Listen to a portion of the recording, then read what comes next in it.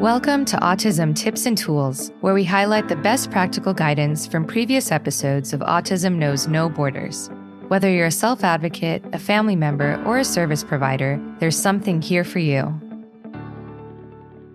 I'm Rachel Harmon, a professional in the field of autism services, outreach, and advocacy, and the following clip is from a roundtable discussion with our Global Autism Community, which featured Anthony Ianni, Vanessa Lista, and Sangeeta Jain, an autism mother from India and one of our partners at the Global Autism Project.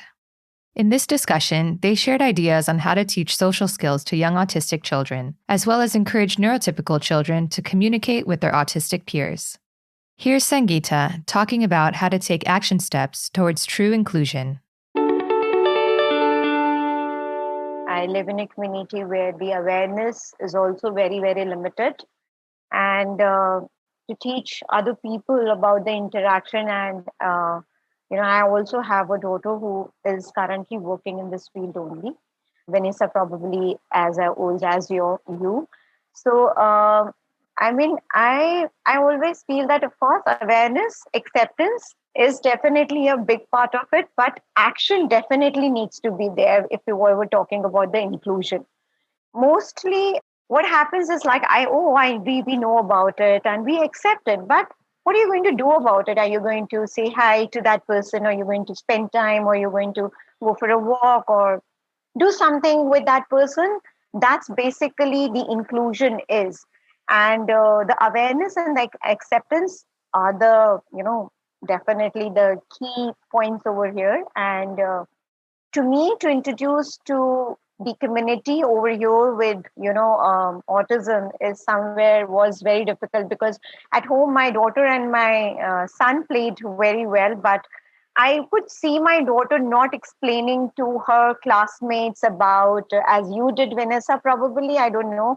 But my daughter wouldn't say anything about her brother in school. I would just probably never existed.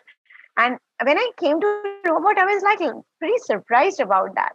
And of course, I also started the, certain things like token economy when I was doing with my son, with her also, and things like that. And very gradually, I said, like when she had to write one article, and she's like, my article never gets selected. She was like fourth, fifth grade, small kid, and it used to bother me a lot because I would feel that there's no sibling bond and something like that.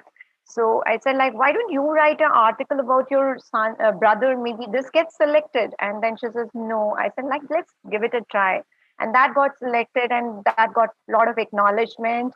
And then later on, when she was in seventh grade, they had a group assignment where she invited her friends and they did a group assignment, which was really acknowledged, applauded, not only in our classroom, but into the entire school because it went to the principal. And that's where the school started with the visits to the school. And we do have the visits. What I want to say over here is sometimes when we want others to get into the action mode, I'm sorry I'm getting a little emotional and taking too much of space to speak here, but this is very important that when we introduce our children, our siblings to the other people in the community, we should not just talk about the deficits and only the challenges that they face, because then it becomes like, oh my God, it's probably to deal with them is really, really very difficult.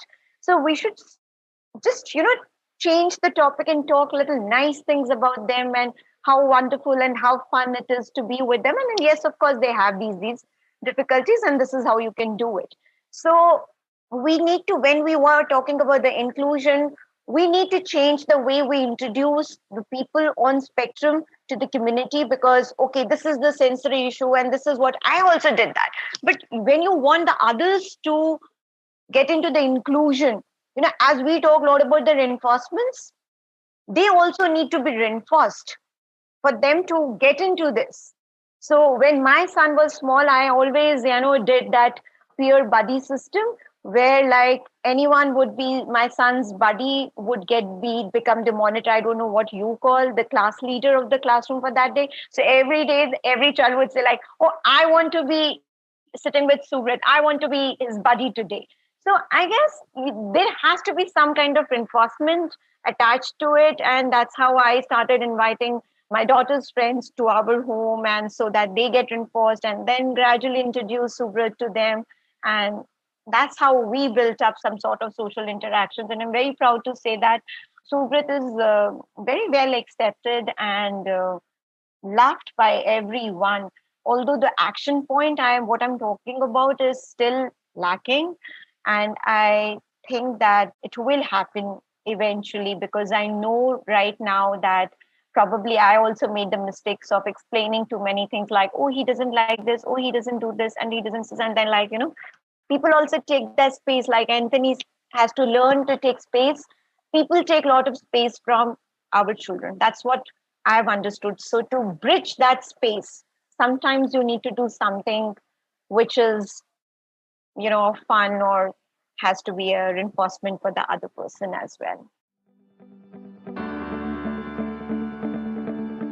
Thanks for tuning in to Autism Knows No Borders. Would you like to hear more about how to navigate social situations? Follow the link in the show notes for the full conversation. And if you'd like to share your own ideas about social situations, we'd love to hear from you over in our online Global Autism Community. Sign up today at community.globalautismproject.org.